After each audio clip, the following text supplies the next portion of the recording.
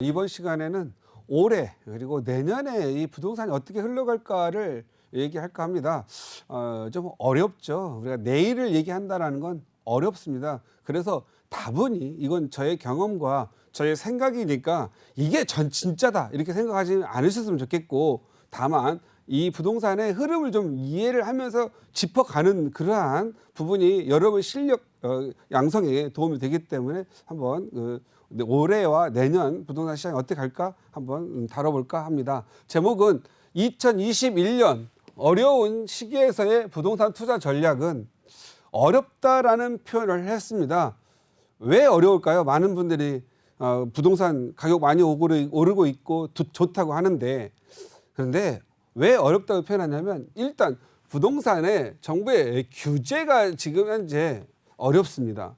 두 번째, 지금 현재 대출 규제, 은행권을 이렇게 규제를 하는 경우가 매우 드물죠. 시장 경제에서 대출 규제를 한다라고 하는 것은 엄청난 타격입니다. 특히 이 자본주의 사회에서 대출 규제를 한다라는 건 자기가 그동안 신용을 쌓아왔고 담보대출을 갖고 있고 뭔가 유용성을 좀 높여야 되는데 그걸 막았다라는 것은 너무 과열된 시장에 대해서 좀 안정화시키려고 하는 노력 중에 하나다 보니까 대출 규제가 좀 있죠.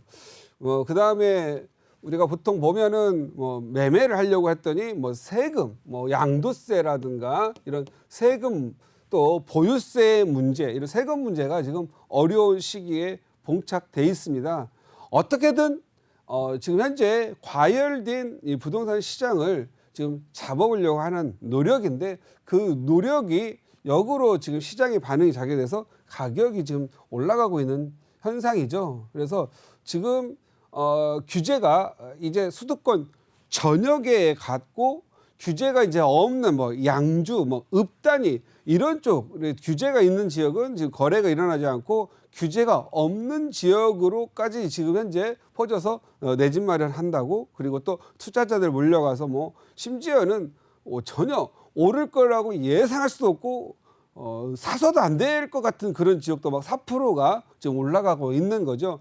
또 거기 규제 들어가면 또 다시 거래가 안 되고, 또 다음 이제 가격이 무너질 때 위험한 상황에 도달할 수도 있겠죠. 그래서 규제와 대출 규제 이런 부분들이 의사결정을 어렵게 하고 있습니다. 그래서 이런 때는 부동산 투자 전략을 어떻게 가져가야 하느냐, 이런 부분들을 할 텐데요. 과거의 어떤 지금 현재 상황들을 보면서 여러분이 스스로 전략을 좀 세울 수 있는 시간을 좀 만들었으면 좋겠습니다. 과거에 물론 일제시대로 넘어가더라도 그때도 한때 20배씩 올랐다는, 땅값이 20배씩 오른 적도 있다고 합니다. 그래서 우리나라가 원으로 갔다가 환으로 갔다 다시 원으로 이런 쩐에서 원 단위 왔죠. 그래서 지금 현재 우리나라가 여러분들이 기억하기 쉬운 건 IMF를 기억할 수 있을 걸로 보여집니다. IMF 때 이때 기업체들이 땅을 많이 갖고 있었죠. 부동산을 많이 갖고 있었죠. 돈을 벌어서 자연스럽게 개인들이 갖고 있는 물량 못지않게 이 기업체들도 많이 갖고 있었습니다. 그때 당시에는 무조건 부동산, 땅이 있으면, 아파트 있으면 불패였기 때문에 사들였는데, IMF가 거치면서 생전 우리 국민들이 느껴보지 못했던 국가 파산이라는 게 있었죠. 그래서 가격이 폭락이 됩니다. 그때 기업체들이 갖고 있는 재무 비율을 낮추고 회사의 건전성을 높이기 위해서 기업 잡고 있는 부동산들을 막 시장에서 내다 팔았죠. 그러니까 잘 안 팔리고 가격 떨어졌죠. 그러니까 기업이 내놓은 것들을 개인들도 또 따라서 뭔지 모를 위기감과 불안함 때문에 개인들도 투매를 하기 시작한 거죠. 그래서 가격이 폭락을 합니다. 그래서 굉장히 팔았던 사람들에게는 우울하고 울적했던 시간이었죠. 부동산 가진 사람들이 마치 더 불행한 그런 시기처럼 됐는데, 한 4년이 지나면서 바닥집니다. 그리고 가격이 많이 떨어져 있다 보니까 경제 상황이 다시 좋아지니까 2001년부터 금리, 그때 금리도 많이 내려갔죠. IMF 때면 연 금리가 24%, 25%, 1달러에 2,400 이렇게 가다가 다시 안정화가 되면서 금리가 뭐 8, 9% 이렇게 낮아지고 심지어는 6%대까지 낮아집니다. 그러면서 많은 사람들이 그때 당시에 집가의 상승률, 부동산의 가격 상승률이 은행 이자율보다 현격히 올라가기 때문에 대출을 받아서 막 사던 시기가 있었죠. 그래서 831 조치, 2005년도 831 조치, 양도세, 중과세 이런 부분들이 나오게 된 거죠. 그 이후로 또 구역을 넓혀서 규제하는 거에 따라서 계속 풍선이 가게 돼서 그때 당시에 버블 7 지역이라고 해서 버블 7 지역이라고 해가지고 결국은 많이 올랐던 지역이 버블이 많다라고 해서 결국은 이걸 잡기 위해서 노력을 합니다. 그러다가 많은 규제들도 생겼지만 제2의 사태가 터지죠. 미국발 리먼 브로더스 사태, 모기지론 은행이 파산을 하게 됩니다. 이것도 또한 익숙치가 않았죠. 은행이 망한다라는 게 IMF 때 빼놓고는 별로 보지 못했는데 은행이 파산하는 부분이어서 또 유동성이 또 어려워지는 시간이 됩니다. 그래서 2008년을 거치면서 다시 또 가격이 떨어지죠. 이때 2001년 IMF 끝나고 집을 매각했던 사람들 2001년 지나고 나서 가격이 많이 올라서 많이 우울했습니다. 그래서 거기에서 그냥 인내력을 갖고 있었던 분들이거나 돈 좀 현금 갖고 있는 분들이 싸게 줍줍이, 요즘 시쳇말로 말하는 줍줍이를 한 사람들이 일확천금 부자가 됐죠. 그런데 없던 사람, 팔아 제꼈던 사람들만 불행하게 된 거죠. 그리고 다시 또 2차 사태를 겪게 됩니다. 그래서 이때는 강력한 제재, DTI 규제라든가 이런 부분들이 버블 7 지역을 가지고 강타를 하게 됩니다. 그래서 버블 7 지역마저도 무너진 시기죠. 이어지면서 리먼 사태 터지면서 가격이 또 폭락을 하게 됩니다. 폭락을 하면서 그때 가장 많이 들었던 부분이 하우스 푸어라는 그러한 용어가 신생어가 발생돼서 집 가진 사람이 거지처럼 산다. 그래서 하우스 푸어라는 용어가 많이 쌓였었죠. 그러다 보니 경제가 마치 펑크난 타이어처럼 또 돌아가지 않고 결국은 서민 경제가 또 어려워집니다. 그래서 다시 경제를 돌아가게끔 만들어야 되죠. 항상 경제가 안 돌아가면 써먹는 게 또 건설 경기 살리고 부동산 경기 살리죠. 그래야 이삿집 센터까지. 그래서 도배, 장판, 집, 이사 부분 팔아서 돈 쓰는 사람 또 경기도 더 활성화가 되죠. 그래서 경기 활성화 정책을 하면서 2014년도에 부동산 규제에 있던 부분들이 풀리게 되죠. 그래서 빗장을 이렇게 풀어주면서 다시 부동산 경기가 좋아집니다. 그런데 이때 당시에는 이미 많은 분들이 구매력도 좋아졌고 나름대로 어느 정도 안정된 분위기로 가고 있는 상황이었죠. 그런데 여기에서 문제가 또 집을 팔아버린 사람들, 우리가 파는 경우 팔아먹었다고 하죠. 집을 팔아먹은 사람들에게 또 박탈감을 주는 그러한 현상이 늘어죠. 2013년, 14년 서울의 강북에 웬만한 아파트들 전세 끼고 전세값이 많이 올랐으니까 전세를 끼고 1억 또는 5천만 원이면 집을 산 적이 있었죠. 그러니까 젊은 층들을 그리고 또 나이 좀 더 부동산 감각이 있으셨던 분들은 대출을 받아서라도 한 채, 두 채 샀게 됐죠. 그때 당시에는 중과세도 없었고 여러 채를 갖고 있어도 일반 과세를 받을 수 있었고 여러 채를 갖고 있어도 장기 보유 특별 공제를 받을 수가 있었죠. 그래서 월세를 받는 개념으로 또는 전세 끼고 하나 사두는 개념으로 사두게 된 거죠. 그래서 2013, 14, 15, 16, 17 또 가격을 오르게 됩니다. 가격이 또 많이 오르게 되니까 다시 2017년 8월 2일 드디어 다시 또 부동산 중과세를 다시 만들고 2년 거주권도 만들고 해서 만들었죠. 그러니까 서울이라는 곳을 투기 및 투기 과열 지역 또는 조정 지역 일부 많은 세종시라든가 이런 지역 조정 지역으로 하니까 또 다시 들불처럼 또 규제가 없는 지역으로 또 번져나가게 되죠. 급기야는 이 8월 2일 이후에 판교 분당 오르기 시작하고 또 의왕시 또 규제하면 또 의왕 수원 오르고 수원 의왕 또 하면 또 인천 오르고 심지어 이제 김포 이제는 뭐 파주 뭐 이런 데까지도 이제 규제가 들어가는 거니까 규제가 없는 지역만 골라서 지금 오르는 거죠. 그런데 이때 당시에 2019년도에 좀 특이한 상황이 있었죠.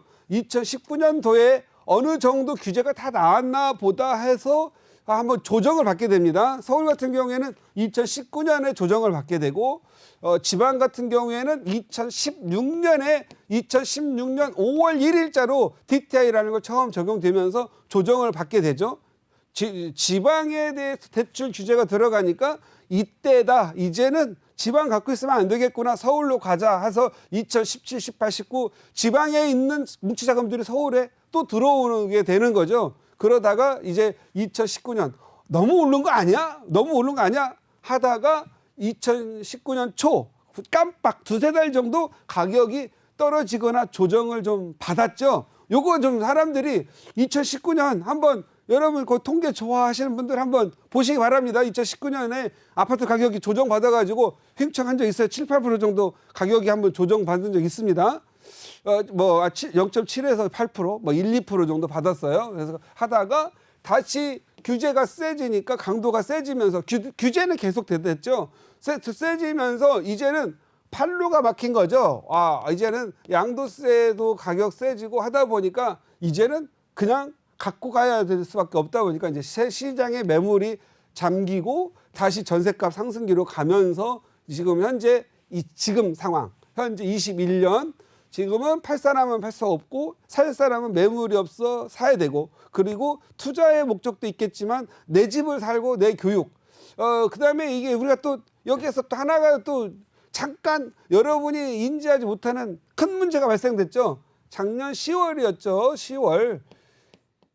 그동안 수시 모집 형태로 오다가 수시 모집이 막 커져서 내신이라든가 인턴 이런 자격증 갖춰가지고 잘만 써주면 입학하고 막 이런 게 있던데 이러한 비리 문제가 또 발생이 되니까 갑작스럽게 정시 모집 40% 확대하고 정시 모집한다고 하니까 다시 또 전셋값이 폭등을 하죠. 어디로? 학원과 학군이 좋은 쪽으로 몰리게 되죠. 다시 정시모집 확대되면서 그때 전세가 오르면서 가격이 또 올라가게 되는데 이때는 실수요 중심으로 전세를 가려고 했더니 없어서 이거 내 집 마련해야 되겠구나 해서 불안감에 쌓인 분들이 또 살게 됩니다. 그러면서 21년 지금 2월 1일을 맞이했는데요. 과연 이제 부동산 시장이 어떻게 갈 거냐?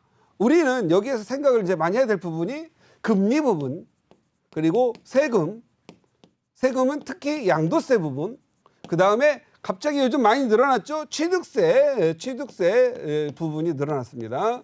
그 다음 금리는 낮고 세금은 높고 보유세 높습니다. 팔고 싶어서 지금 현재 하려니 양도세가 너무 높으니 팔지도 못하고 지금 현재 한시름 하고 있는 분들 많이 있죠. 그런 분들은 아파트를 이고 산다라고 하죠. 그런데 월세로 나와주는 분들, 월 소득이 있는 분들은 지금 현재 버틸 수 있겠지만 그게 없는 분들은 지금 방법이 없죠. 그래서 전세를 놓고 지금 현재 어떻든 버티는 분들이 많이 있습니다. 그래서 반전세, 월세라도 좀 조금씩 받아서 운영했던 분들이 이제는 반전세보다는 이제 그냥 완전한 전세 형태로 전세값이 오르고 있기 때문에 하고 있다라는 거죠. 여기에서 금리가 높아지면 이 시장이 해결될까요? 라고 말하는 분들이 있는데 해결되지는 않을 것 같습니다. 금리가 당분간 올리기는 어려울 것 같습니다. 이 부동산의 형태에서 과열되어 있는 부분은 있지만 경제 상황이 코로나와 그 다음에 지금 현재 이 자영업 인건비 상승으로 인해서 자영업자들이 굉장히 성장하기가 어려운 상황이기 때문에 금리를 높일 수는 없습니다. 금리 높일 경우에는 서민들이 더 많이 힘들겠죠. 그 다음에 세금을 지금 현재 양도세 부분에 대한 완화 부분에 대해서는 지금 나옵니다. 왜? 공급을 양도세 부분, 어떠한 수요와 공급이 있는데 수요는 발생되고 있는데 이 양도세 부분 때문에 공급, 우리가 순수하게 새로 지어서 택지 개발해서 재개발해서 보내줘야 되는데 서울 같은 경우에는 땅이 없단 말이에요. 그러니까 재건축 재개발로 해야 되는데 기존 조합원 주고 나면 뭐 10% 15% 원래 남지가 않죠. 그리고 용적률을 완화해서 한다 하더라도 역세권 중심으로 하고 나머지 대부분 용적률 완화된 부분들은 어디로 가죠? 공공임대. 임대주택으로 LH나 SH공사에서 가져가기 때문에 시장에 나올 매물은 실질적으로 많지 않겠죠. 왜냐하면 양도세 중과세 때문에 20평, 30평 가려고 했던 사람들이 양도세 중과세 때문에 팔지 못했고 그래서 요게 지금 현재 어쩔 수 없이 갖고 가는 매물이 된 거죠. 우리가 공급이라고 하는 신규 공급도 있겠지만 새로 산 사람들이 구주택을 매매 그래서 한매를 통한 매매를 통한 그런 공급은 지금 현재 기대하기가 좀 어려운 상황이죠. 그래서 이분들은 또 어떻게 좀 너무 어려워지면 양도세를 완화해서 시장에 자기 물건이 공급되기만을 기다리는 층이 의외로 시장에 많이 있다라는 부분이죠. 그래서 제가 보는 견해는 지금도 오를 지역이 좀 더 우회로 많다. 그리고 가격을 버티는 곳도 많다. 다만 가격이 내릴 지역이 적다라고 보시면 될 것 같습니다. 그래서 올해와 내년에는 가격이 보합 또는 오를 지역이 더 많고 내릴 지역은 어떤 지역이냐? 아예 인구가 늘어나는 인구가 아예 없거나 도시가 비어질 확률, 자녀들 키우는 학생 수가 아예 없는 지역들은 누가 봐도 들어가지 않을 지역이기 때문에 이런 지역, 위험한 지역들은 지방 정도에 많이 내포될 걸로 보여지고 수도권에는 당분간은 없을 걸로 보여집니다. 그 이유 근본적인 원인이 있는데 지금 서울 같은 경우에는 자가주택 보유율이 아직 50% 이하입니다. 그리고 수도권, 경기권, 인천과 경인권 자가주택 보유율은 높은데 자가주택 보유율은 아직 50대 초반 정도밖에 되지 않다라는 거죠. 그러면 내 주택에 대한 아직도 욕구가 많이 있는 상황이죠. 제가 봤을 때는 자가주택 보유율이 50%대에서 적어도 65에서 75%대까지는 올 때까지는 수요는 계속적으로 발생을 할 거다. 만약에 이 수요가 발생되는 부분이 양도세 완화라든가 아니면 어떤 형태, 보유세는 아예 높이고 양도세를 완화시켜 줌으로써 시장에 대한 공급, 지금 현재 택지 개발하고 3기 신도시 간다 하더라도 당장 눈앞에서 하는 게 아니고 5년 후, 7년 후에 입주하는, 그래서 단지 그냥 분양을 한다 그러잖아요. 분양. 또 선분양하는 형태인데 이 분양을 해가지고 입주하는 물량을 당장 해결할 수 있느냐? 그건 아닌 거죠. 그래서 이게 해결이 될 때까지는 수요가 계속 있거나 늘어나는 상황이기 때문에 이 부분이 안정되는 데까지는 미치지는 않을 것 같다. 그래서 시장에 대거 매물이 나오는 거겠죠. 그런데 여러분들이 요 부분은 요때는 가격이 많이 내릴 거니까 투자 매각 시점이거나 내 집 마련할 시점일 수 있습니다. 첫 번째, 우리나라의 전세 제도를, 전 세계 우리나라밖에 없죠. 전세 제도를 없을 경우에는 이건 아마 시장이 어느 안정화돼 빨리 될 거예요. 그러나 전세 제도를 수십 년 동안 우리나라에 있는 이 제도를 하루아침에 없앤다는 건 불가능하겠죠. 그래서 이걸 기대할 수가 없겠고요. 두 번째는 양도세를 한시적으로 풀어주는 거죠. 일반 과세하고 중과세를 없애죠. 중과세를 없애면 장기부 특별공제 30%를 받게 되죠. 그래서 양도세 중과세를 한시적으로 폐지, 예를 들어 1년 정도 폐지했다가 또는 2년 정도 폐지를 했다가 다시 2년 후에 강력한 중과세를 한다고 하면 이때 시장이 대거 물량이 나올 걸로 보이겠죠. 이때는 매수보다는 지금은 매도 우회 시장인데 그때 가면 매수 우회 시장이겠죠. 그래서 이런 제도가 나올 때는 여러분들은 매각을 매각을 한번 검토해 볼 필요가 있겠고요. 그 다음에 지금 현재 이자를 높인다든가 아니면 종부세를 보유세를 높인다든가 이런 것들은 더더욱 꽁꽁 사람을 숨게 하겠죠. 이때는 사람들이 어떻게 되냐면 이제 너무 많은 과세를 하게 되면 불만이 증폭되거나 아예 이제 팔 수도 없기 때문에 어떻게 되죠? 제가 가끔 즐겨 쓰는 말 있죠. 2판, 4판 되는 거죠. 2판, 4판 돼서 그냥 버티는 그런 형태로 할 수가 있을 걸로 보여집니다. 그래서 지금 2021년과 22년은 현실적으로 공급이 분양이라든가 이런 부분은 되겠지만 우리가 예를 들어서 공공재개발 서울에 한다고 하면 공공재개발이 뭐 이렇게 뭐 5년, 10년 만에 뚝딱 되는 건 아니잖아요. 주민들의 의견 받아야 되고 건축 심의 받아야 되고 또 건축 허가 사업 시행인가 받아야 되고 이주해야 되고 물리적으로 하는데도 10년 넘게 걸리기 때문에 잠시 공급 물량의 부족한 거에 대한 그런 부분에 대한 갈증을 해소를 할 수 있겠지만 근본적인 해결책은 될 수가 없을 것 같다 이렇게 보시면 될 것 같고 우리가 지금 이 부분만 확실해요.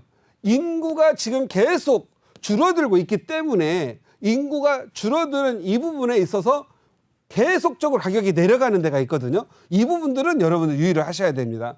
요건 어떤 유의를 해야 되냐면 과거에 제가 아까도 말씀드렸지만 과거에 가격이 내렸다가 오를 때 이게 과거 2001년, 2000년 오를 때 보면 규제가 들어갈 때 인근 규제 안 한 데가 오르기 시작하죠. 인근 안 오는 데가 이렇게 규제 또 넓히면 또 인근으로 가는데 마지막 단계에 걸려 있는 데는요. 거기 규제 들어가면 팔 길이 없어요. 팔로가. 오직 전셋값만 오릅니다. 떨어질까 봐 무서워서 전셋값은 오르는데 매매값은 올랐다가 바로 꺼지는 현상이 있어요.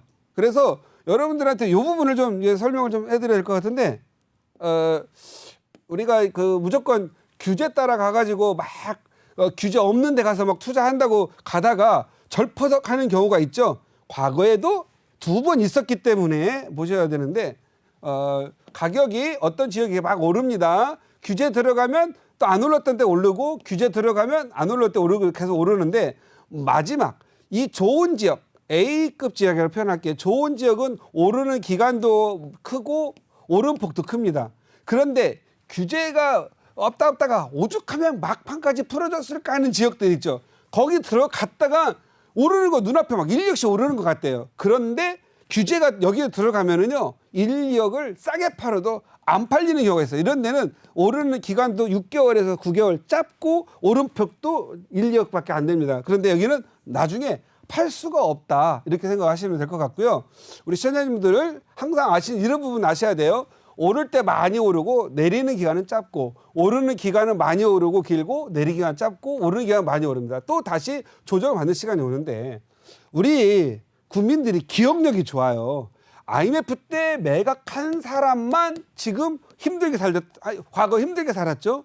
또 리먼 사태 때 매각한 사람만 지금 현재 우울증에 시달리죠. 그러니까 이제는 함부로 매각하지 않는 상황이 되어버렸다는 걸 아시고 또 폭락하기 기다렸다가 사야지 이런 것보다도 이제는 가격이 꼭 오를 만한 그다음에 상승할 여력이 있는 지역들은 관심 있게 보시고 너무 기다리지 말고 정말 내 집이라도 하나를 마련하시면서 투자하라는 걸 많이 해요. 이런 분들 내 집 마련하시는 분들 너무 무리하지 않는 내에서 내 집 마련하셨으면 좋겠고 향후 결론적으로 올해와 내년은